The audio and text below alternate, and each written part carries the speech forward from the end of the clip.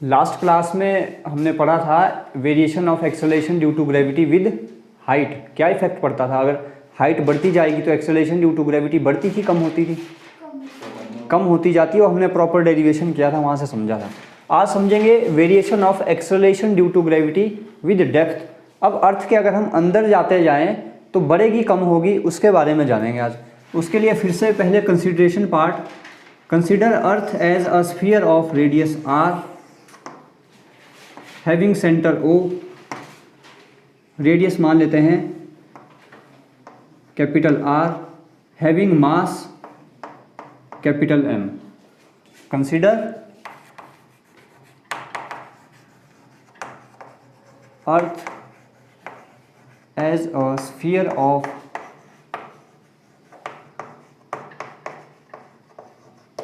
Radius R and mass capital M.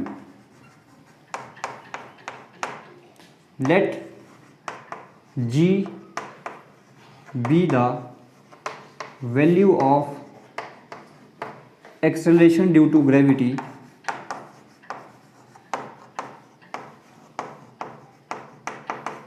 on the surface of Earth.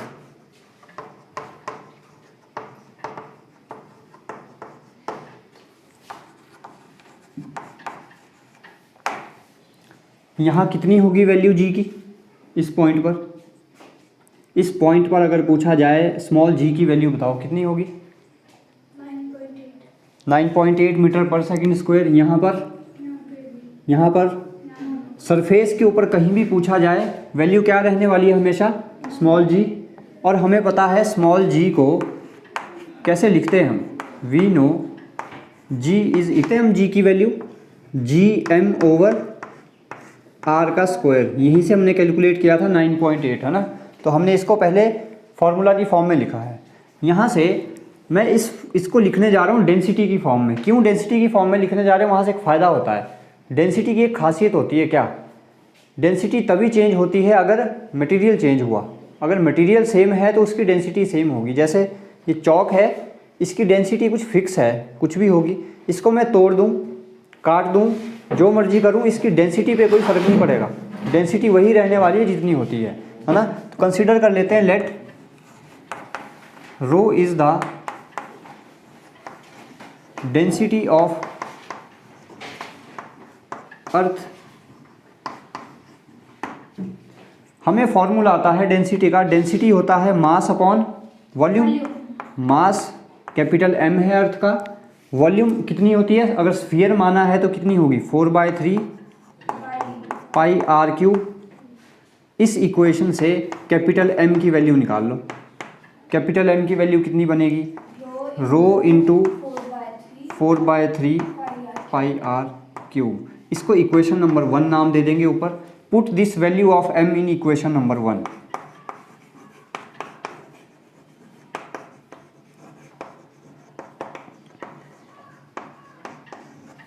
Equation 1 बन जाएगी g is equal to G, capital M की जगह लिखना है rho into 4/3 pi R cube divide by R का square. Are square से ये cancel, जो डेरिवेशन बच गया इसको प्रॉपरली लिख लो। g इज इक्वल टू 4/3 को लिख लिया हमने आगे, 4/3 g rho pi R cube. Equation number 2। यहाँ तक कोई दिक्कत? कुछ नहीं किया, इस इक्वेशन में m की वैल्यू रख दी और थोड़ा सा सॉल्व करके इसको सॉर्ट आउट करके लिख दिया बस। सेम प्रोसीजर फॉलो करेंगे जैसे हमने हाइट के लिए किया था। अब हाइट के लिए हमने क्या किया था? सरफेस से कुछ हाइट पर पॉइंट माना था, चारों तरफ होगा वो पॉइंट, है ना, एक स्फीयर बन गया था। ऐसे ही किसकी बात कर रहे हैं हम? डेप्थ की। अब डेप्थ में मानते हैं इस सरफेस से मैंने x डिस्टेंस पर एक पॉइंट मान लिया। ये सिमिलरली ये x है तो यहाँ से भी x होगा, एक यहाँ से भी x होगा, यहाँ से भी, चारों तरफ से अगर मिला दूँ तो क्या बन जाएगा? एक। और स्फीयर की रेडियस कितनी होगी? अगर ये आपसे पूछूं ये रेडियस बताओ कितनी होगी? पूरी r थी, इतनी x है तो ये कितनी बचेगी? r - x। और ये जो छोटा सा स्फीयर बना r माइनस एक्स रेडियस का, इसका मास हमने मान लिया m dash. Consider any point at a depth x from surface of earth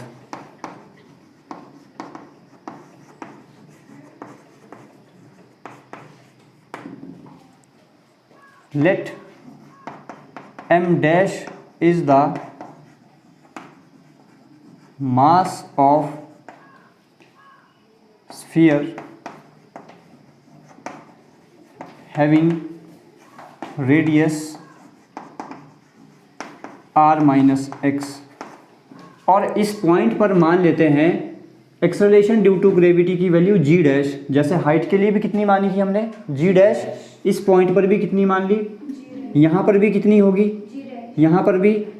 इस स्फीयर के ऊपर चारों तरफ कितनी होगी value, g dash. Let g dash is the value of acceleration due to gravity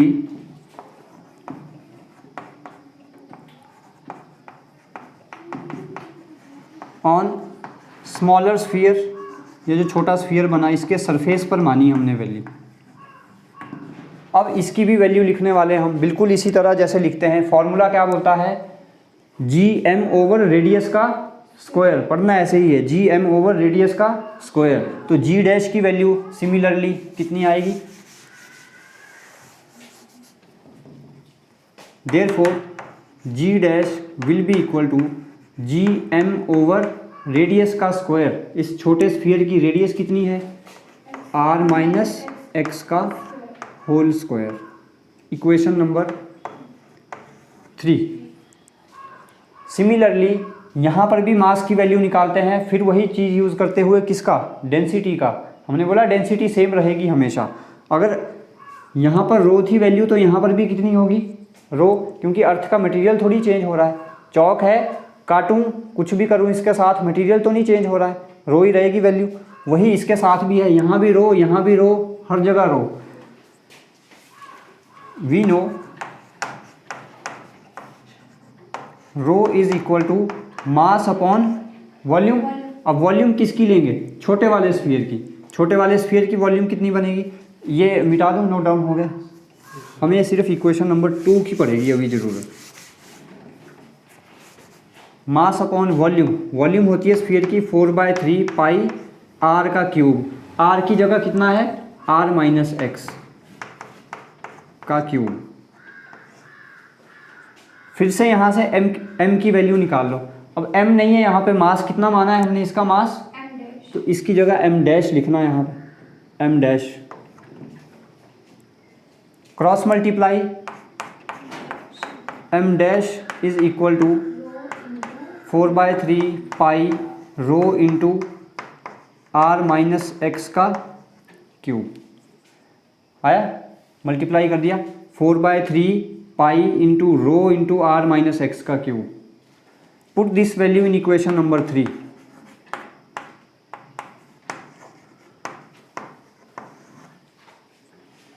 equation 3 में पुट करेंगे, we will get g dash equal to ji m dash की जगह 4/3 pi rho are minus x का cube whole divided bye are minus x का whole square. R minus x के whole square से ये cancel. क्या क्या बचा हमारे पास, ये पार्ट नोट डाउन है।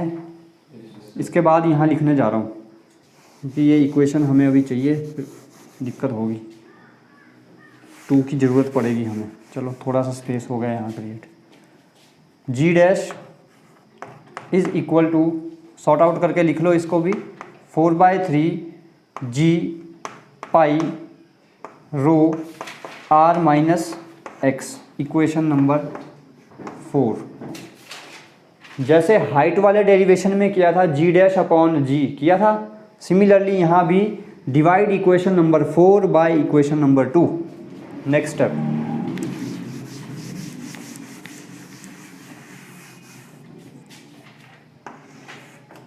Dividing equation number 4 by equation number 3। Equation number 4 है जी डैश, इक्वेशन नंबर 2 है 2 लिखना है यहाँ पे, equation number 2 divide by ji is equal to 4/3 ji pi rho are minus x divided by 4/3 g rho pi R cube. जो इसको correct कर लेना, यहाँ आर बचा होगा, क्यूब तो कट गया था, सिर्फ आर बचा था, तो यहाँ पे आर आएगा। जो जो कटता है काट दो। 4/3 से 4/3 कैंसिल, जी से जी कैंसिल, पाई से पाई, रो से रो कैंसिल। ओनली बचा हमारे पास G dash divide by ji is equal to R minus X over are.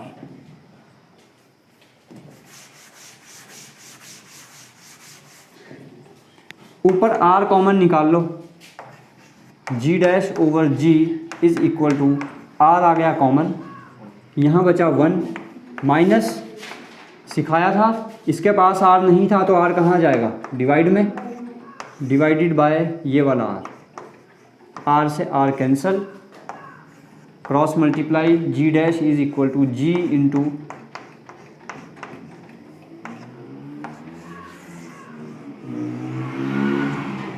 Conclude कर सकते हो यहाँ से 1 में से कोई चीज़ माइनस हो रही है, 1 से छोटी आएगी हमेशा, यानी 0 पॉइंट समथिंग को जी के साथ मल्टीप्लाई करोगे तो ऑब्वियसली जी से छोटी आएगी, बड़ी तो कभी आ नहीं सकती।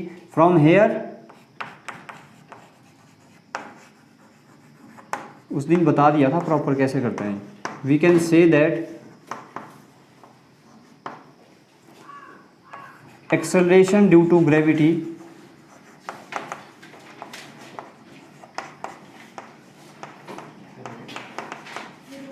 decreases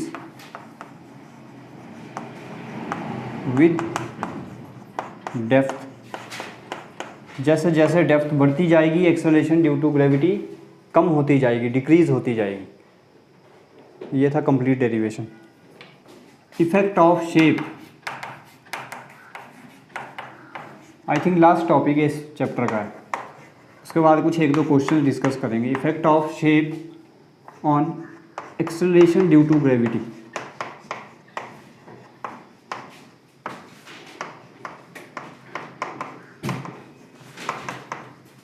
अर्थ की शेप कैसी है,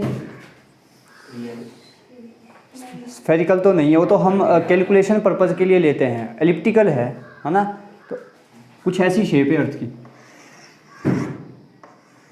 एलिप्टिकल।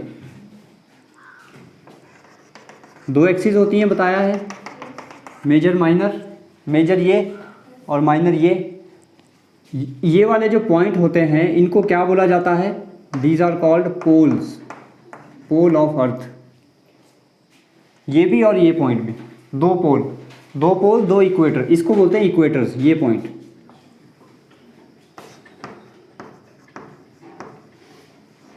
क्वेश्चन बनता है यहाँ से 1 नंबर के लिए ऑब्जेक्टिव, समझ आ गया। पोल इसको बोलेंगे, इसको इक्वेटर। ये बताओ, ये रेडियस को मैं नाम दे देता हूँ RP, रेडियस ऑफ पोल, और इस रेडियस को नाम दे देता हूँ रेडियस ऑफ इक्वेटर, RE।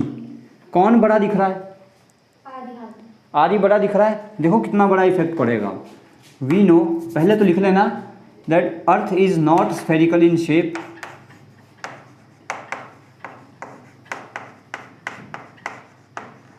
क्यों है ऐसा कि स्फेरिकल नहीं है शेप, रीज़न भी दे सकते हो। देखो अर्थ सन के अराउंड तो घूम ही रही है, चक्कर लगा रही है, ये अपनी एक्सिस पर भी घूमती रहती है ना, डबल रोटेशन हो रही है, अर्थ सन के अराउंड भी घूम रही है और अपनी एक्सिस पर भी घूम रही है।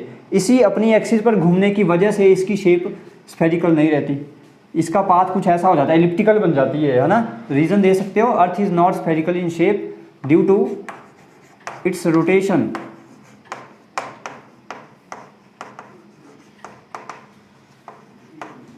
about its own axis, अपनी एक्सिस पर घूमती रहती है, इसी वजह से इसकी शेप स्फेरिकल नहीं रहती, एलिप्टिकल हो जाती है। Since R E is greater than R P, radius at equator is greater than radius at pole, we know G is equal to ji M over R का स्क्वायर, यही होता है formula. इस फॉर्मूला को मैं मॉडिफाई कर रहा हूँ फॉर इक्वेटर। यहाँ पे रेडियस कौन सी आ जाएगी, इक्वेटर। पोल के लिए भी लिख देते हैं G P, acceleration due to gravity at pole, G M over R P का स्क्वायर।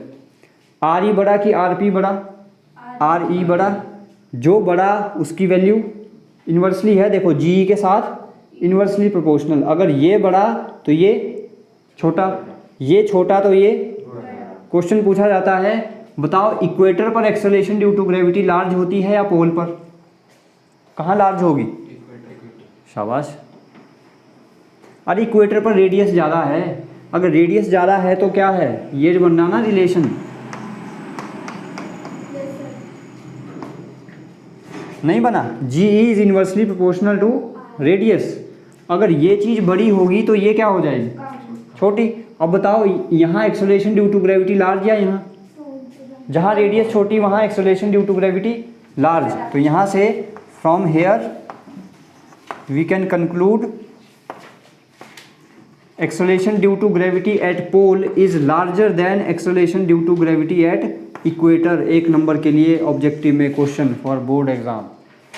स्टेटमेंट में लिखना चाहो तो लिख सकते हो acceleration due to gravity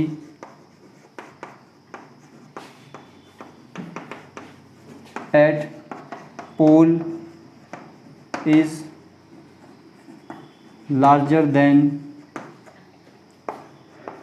acceleration due to gravity at equator. समझ आया, कोई डाउट इसमें कि क्यों इक्वेटर पर कम और क्यों पोल पर ज़्यादा, रेडियस की वजह से है ना।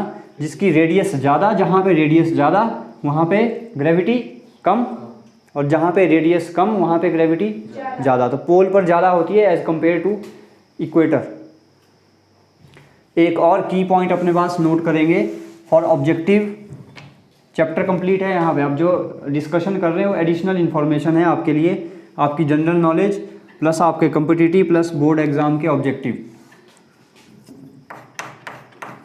At the centre of earth, ये भी एक नंबर के लिए क्वेश्चन बनता है।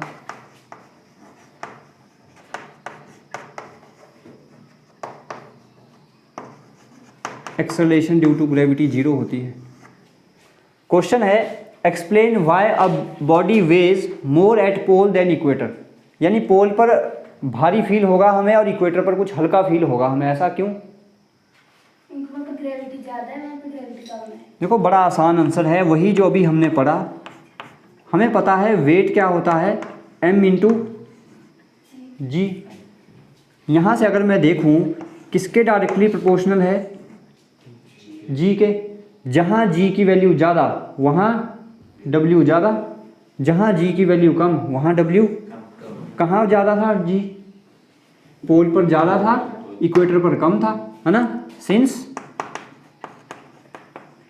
Gp is greater than Ge, this implies Wp will be greater than We। ये तो मैथमेटिकली इसी चीज़ को आप स्टेटमेंट में लिख लेना, लिख लोगे, है ना। फिर वही रीज़न देना है, since acceleration due to gravity. दोनों तरीके से समझाना होता है पेपर में, अच्छा लगता है देखने वाले को। Since acceleration due to gravity at pole is larger than acceleration due to gravity at equator. Therefore, a body will weigh more at pole than equator. Question है विच इज ग्रेटर कौन सा ग्रेटर है, the attraction of earth for 1 kg of iron और attraction of 1 kg of iron for earth? कौन सा ज़्यादा होगा? अर्थ का आयरन के लिए अट्रैक्शन, आयरन का मास भी दे रखा है 1 kg, या आयरन का अर्थ के लिए अट्रैक्शन, कौन सा बड़ा होगा? अर्थ के लिए। वेरी गुड, यही सीखा अभी तक है ना। सिंस न्यूटन्स लॉ ऑफ, पढ़ाया था Newton's law of gravitation, vector form इसीलिए करवाई गई थी, वहाँ के बड़ा अच्छा कंक्लूजन निकलता है। वहाँ से क्या कंक्लूजन निकला था, अगर ध्यान होगा तो? मैं क्या बोल रहा हूँ वो सुनो ना पहले। ये पढ़ा था हमने, क्यों पढ़ाया गया था ये, क्यों इसको पढ़ाने के पीछे रीज़न क्या था? क्योंकि ये बोर्ड एग्ज़ाम में पूछा जाता है ना। अरे इसीलिए नहीं पढ़ाया गया कि बोर्ड एग्ज़ाम में पूछा गया, कुछ चीज़ें होती हैं जो ध्यान रखनी होती हैं ना, कुछ जनरल डिस्कशन निकलती है यहाँ से। इसका मतलब क्या था, कोई दो बॉडीज़ थी 1 और 2, अलग अलग मास था दोनों का m1 m2। मान लो एक अर्थ था और एक आयरन था, जैसा यहाँ दिया है ऐसा मान लो एक अर्थ है, एक अर्थ खींचेगी इसको अपनी तरफ, ये भी खींचेगा अर्थ को अपनी तरफ। इस फोर्स को बोल दूँ F12, इसको बोल दूँ F21। क्या रिजल्ट निकल के आता है? F12 is equal to minus of, यानी दोनों फोर्सेस की वैल्यू इक्वल होगी, सिर्फ डिफरेंस क्या है? डायरेक्शन का। तो क्या होगी? अट्रैक्शन सेम होगी दोनों की, है ना, किसी की ज़्यादा कम नहीं है, सेम होगी, है ना। ये न्यूटन्स लॉ ऑफ ग्रेविटेशन है। Since Newton's law of gravitation says that both body will attract each other with same force, but in opposite direction.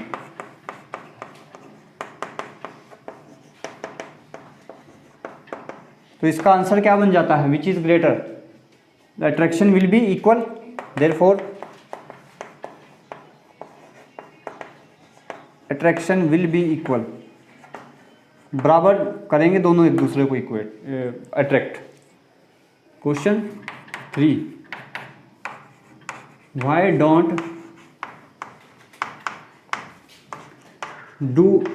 Don't two people attract each other? फिर दो लोग आपस में एक दूसरे को क्यों अट्रैक्ट नहीं करते?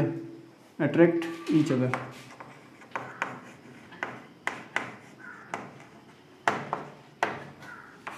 है मज़ेदार की नहीं है?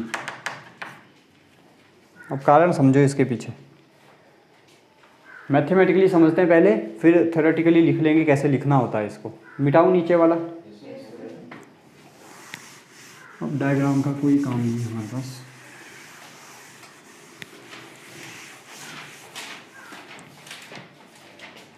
कोई दो आदमियों की बात की जा रही है, मास ले लेते हैं दो आदमियों का। लेट, कितना मास होता है एवरेज आदमी का?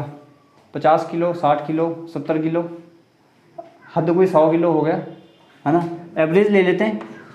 M1 कोई ले लिया 60 किलो, M2 ले लिया कोई दूसरा 70 kg।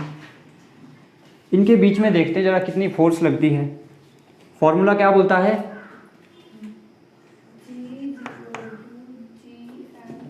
जी नहीं निकाल रहे हम क्या निकाल रहे हैं? दोनों के बीच की फोर्स ऑफ अट्रैक्शन। क्या होता है formula? G M1 M2 over distance भी मान लेते हैं। कितनी माने जी? कितनी दूर हैं अभी हम? ऑलमोस्ट 1 मीटर, 2 मीटर, कितनी माने? 2 मीटर, 2 मीटर मान लो। कैलकुलेट करो ज़रा। G की वैल्यू होती है 6.67 इंटू 10⁻⁻11। M1 है 60, M2 है 70, डिवाइड बाय 2 का स्क्वायर यानी 4। इस चीज़ को ज़रा करो तो कैलकुलेट। ये आ गया 7003.5 इंटू 10⁻⁻11। फोर्स किस में आती है? न्यूटन में आता है आंसर। 10⁻⁻11 का क्या मीनिंग है? अगर इसको मैं नीचे ले आऊँ, क्या बनेगा ये 10⁻11 और 10⁻11 का मतलब 1 2 3 4 5 6 7 8 9 10 11। अब ज़रा डिवाइड करके देखो क्या आंसर मिलने वाला है हमें। इतनी बड़ी टर्म से इतनी छोटी टर्म को डिवाइड किया जा रहा है, आंसर मिलेगा क्या 0.0000000 कुछ आएगा, है ना, 1-2 न्यूटन। अरे कितनी छोटी फोर्स आई देखो तो, नेग्लिजिबल है ये फोर्स। तो क्या होगी अट्रैक्शन दो बॉडीज़ के बीच में, नेग्लिजिबल फोर्स है, बहुत छोटी फोर्स आ रही है, फ़र्क भी नहीं पड़ रहा है। यही कारण है कि दो बॉडीज़ एक दूसरे को अट्रैक्ट नहीं करती। लेकिन हम ये नहीं बोलते फोर्स नहीं लगी, फोर्स लग रही है, लेकिन फोर्स कैसी लगती है, नेग्लिजिबल। किसकी वजह से लगी है, किसकी वजह से छोटी हो गई है फोर्स, जी की वजह से। तो आपके सामने लाइव एग्जांपल था, क्यों नहीं दो बॉडीज़ एक दूसरे को अट्रैक्ट कर सकती। किसी को भी आप मैथमेटिकली समझा सकते हो, समझ आ गया। तो अब आगे से डाउट नहीं होना चाहिए कि क्यों एक दूसरे को हम अट्रैक्ट नहीं करते, कर रहे हैं विद नेग्लिजिबल फोर्स। तो अब थ्योरेटिकली लिखते हैं, इसको कैसे लिखना है, इसको लिखेंगे हम कुछ इस तरह से, two bodies do not attract each other, या two people do not attract each other because gravitational force of attraction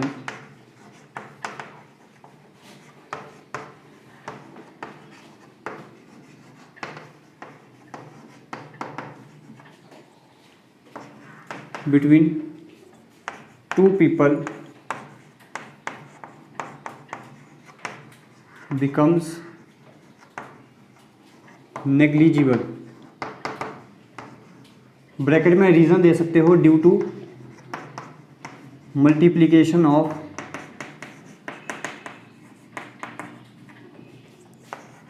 capital G, ये कारण है। कैपिटल जी मल्टीप्लाई हो रहा था और कैपिटल जी की वैल्यू बहुत छोटी होती है, 6.67 इंटू 10⁻11। ये कारण है कि फोर्स बहुत छोटी बन जाती है, जिसकी वजह से अट्रैक्शन नहीं हो पाता। क्लियर है। Explain why one can jump higher on the surface of moon than on earth. Earth पे आदमी इतना जंप नहीं ले सकता जितना जो मून पे ले सकता है। कारण एक तो हमने पहले पढ़ लिया है कि वहाँ पे एक्सेलरेशन ड्यू टू ग्रेविटी की वैल्यू अर्थ के कंपैरिजन में 1/6 है, बहुत कम है ना। तो रीज़न दे सकते हो बड़ा आसान इसका, that we know acceleration due to gravity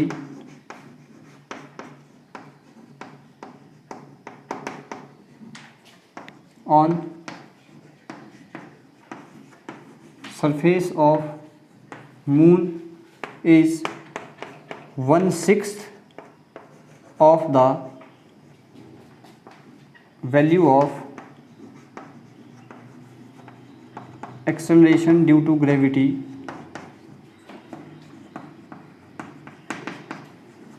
on earth। That's why one can jump higher on surface of moon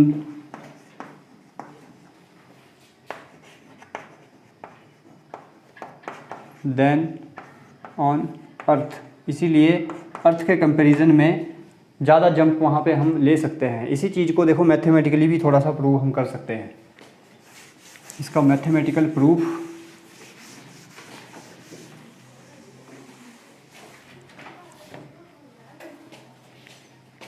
हमें एक इक्वेशन आती है v² - u² इक्वल टू, अभी मैं अर्थ के सरफेस पे हूँ और जंप लेता हूँ, कितना हाईएस्ट जितना मैं ले सकता हूँ, हाईएस्ट जंप लेने की कोशिश कर रहा हूँ। मान लो इतना मैं हाईएस्ट जंप ले पाया, कितनी height, h height. Initial velocity थी मेरी u जब मैंने जंप स्टार्ट किया, यहाँ पे फाइनल वेलोसिटी और कितनी होगी v, ये हम बता सकते हैं, हमने प्रोजेक्टाइल मोशन पढ़ा है। कितनी होगी हाईएस्ट पॉइंट पर वेलोसिटी, 0 होती है हाईएस्ट पॉइंट पर। क्लियर है। इस पॉइंट पर इसके ऊपर एक फोर्स भी लग रही है, यानी ग्रेविटी कहाँ को, नीचे की तरफ। उसकी वैल्यू डायरेक्शन नीचे है तो कितनी लेंगे, वो वैल्यूज पुट करो यहाँ पे। देखो v की value 0 minus u square is equal to 2, a की वैल्यू है माइनस g, और कितनी हाइट पे गया मैं, कितना जंप लिया मैंने, h। तो यहाँ से एक माइनस से minus cancel, u square equal to, और यहाँ से निकालना था हाइट, निकालनी थी कितना जंप मैं ले रहा हूँ, कितना हाईएस्ट जंप ले सकता हूँ, यह आ जाएगा यू स्क्वायर बाय 2g। ये तो आया अर्थ के लिए। अर्थ पे जब मैंने जंप लिया तो मैं इतना जंप ले सकता हूँ। अब देखो मून के लिए same cheese, for moon same equation moon के लिए भी हमने जंप लिया, उस केस में भी v0 इनिशियल वेलोसिटी u, तो यहाँ पे आ जाएगा 0 का स्क्वायर माइनस u का स्क्वायर इक्वल टू 2। वहाँ पे g नहीं है, कितना होता है g डैश, है ना, g नहीं है वहाँ, g डैश। हाइट वहाँ भी हमने h तक जंप लिया, या h डैश रखना चाहो तो इसको h डैश रखो। देखते हैं कितना जंप ले पाते हैं हम वहाँ पे। फिर से माइनस से minus cancel, u square equal to 2, और जी डैश की वैल्यू होती है कितनी है मून के लिए, g/6। इसकी जगह क्या रख दूँ, g/6 इंटू एच डैश। यहाँ से एच डैश निकालो, कटेगा यू स्क्वायर 3 यू स्क्वायर, या मत काटो भी मत, इसको मत काटो, कंपैरिजन में आसान रहेगा, 6 ही रहने दो, इसको मल्टीप्लाई कर दो। एच डैश इक्वल टू 6 अलग से लिख दिया, यू स्क्वायर बाय